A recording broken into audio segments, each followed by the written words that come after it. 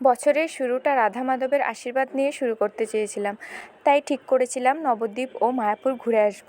সেই জন্য 2 দিন 1 রাতে পুরো নবদ্বীপ ও মায়াপুর ঘুরে এসেছি। তোমাদের সাথে সেই জার্নিটা পুরোটা শেয়ার করব, কিন্তু এই ভিডিওতে আমি তোমাদের বলবো কি করে পুরো একদিনে তুমি নবদ্বীপটা ঘুরে নিতে পারবে। যদি তুমি হাওড়া স্টেশন থেকে যাও তাহলে যে কোনো কাটোয়া লোকালে করে তুমি নবদ্বীপ ধাম স্টেশনে নেমে যাও। ট্রেন ভাড়া জনপ্রতি 25 টাকা। আর যদি কেউ সড়ক পথে যেতে চাও তাহলে স্প্ল্যানেড থেকে অনেক বাস ছাড়ে, সেটা করেও যেতে পারো। ভাড়া নেবে 2 থেকে 300 টাকা জনপ্রতি। আমরা গেছিলাম ট্রেন পথে, তো আমি কাটোয়া লোকাল ধরে নবদ্বীপ ধাম স্টেশনে নেমে গেছিলাম। ওখানে নেমে তুমি একটা টোটো করে নেবে। টোটোর সঙ্গে ঠিক করে কথা বলে নেবে যাতে পরে ওরা ভাড়া না বাড়ায়।